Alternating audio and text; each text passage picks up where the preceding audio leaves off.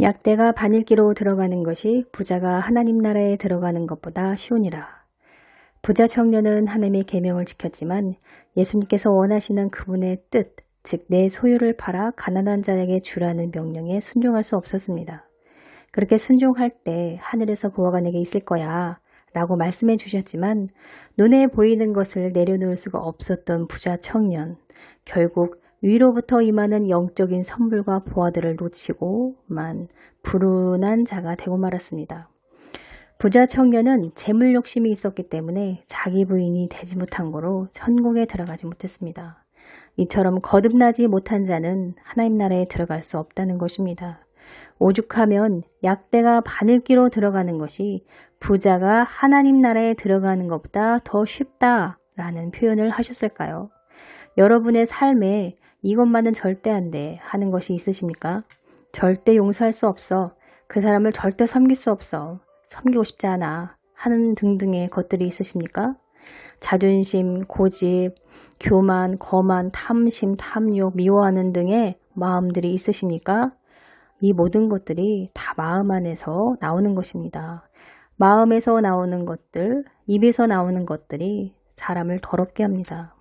오늘 본문 말씀 마태복음 19장 24절 말씀은 악한 영에게 마음이 종속되었을 때 자유하지 못하고 곤고와 쇠사슬에 매인 상태, 즉 탐심, 탐심의 영, 탐욕, 재물욕에 사로잡혀 있었기 때문에 자기 부인이 안 되어 천국에 들어가지 못한 것입니다.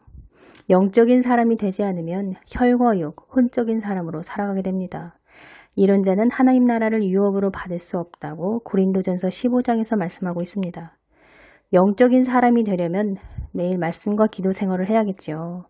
영이 강해져서 혼을 다스려 하나님의 뜻대로 살아간 자를 영의 사람이라고 합니다. 순종할 때 영적인 사람이 됩니다. 말씀대로 살아가는 자를 영적인 자라고 합니다. 장성한 자들이 영적인 자입니다. 대부분의 신앙인들이 혼적으로 살아가거나 육의 본능의 지배를 받으며 살아갑니다. 혼적으로 살아간다는 말은 자기 생각, 자기 경험, 자기 지식, 자기 감정, 자기 방법대로 살아가는 것을 말합니다. 자아가 강하기 때문에 순종, 자기 부인이 힘듭니다. 혼적인 자, 육적인 자는 외적인 것, 보이는 것에 더 관심을 가지며 삽니다. 재물, 권력, 인기, 명예, 학벌, 자신의 외모, 자신의 감정 등을 더 소중히 여깁니다.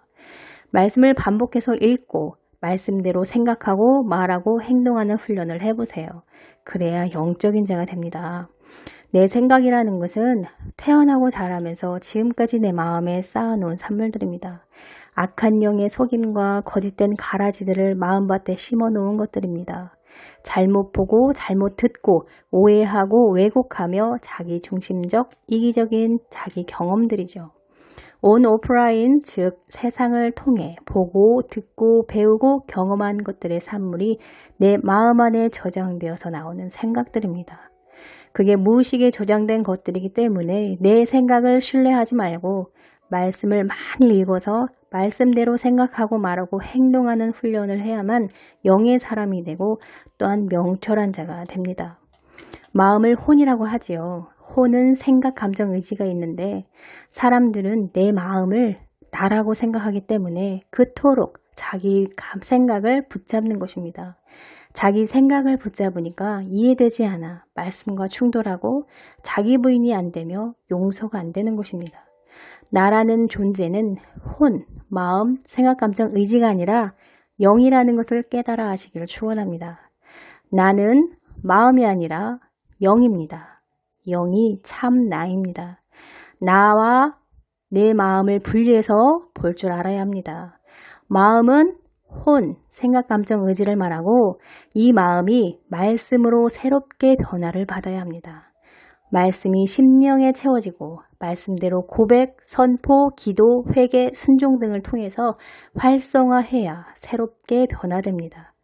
말씀만 많이 읽는다고, 말씀을 많이 한다고 마음이 새롭게 변화되는 게 아닙니다. 대부분의 신앙인들이 마음이 새롭게 되지 않았기 때문에 여전히 내 생각, 감정, 경험, 지식을 더 붙잡으며 불순종합니다. 이러한 지식을 정확하게 이해하고 있어야 나중에 성령님의 은혜로 깨닫게 됩니다.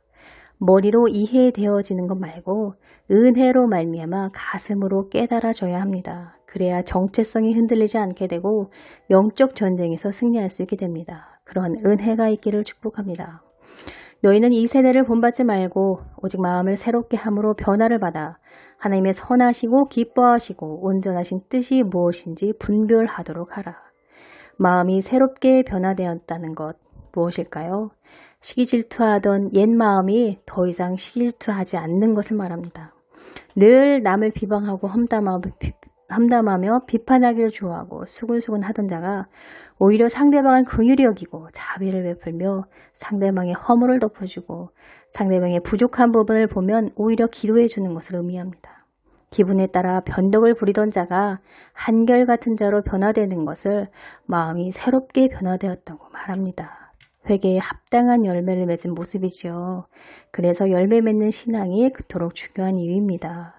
좋은 열매 맺지 아니하는 자들은 찍혀 불에 던져진다고 하지요.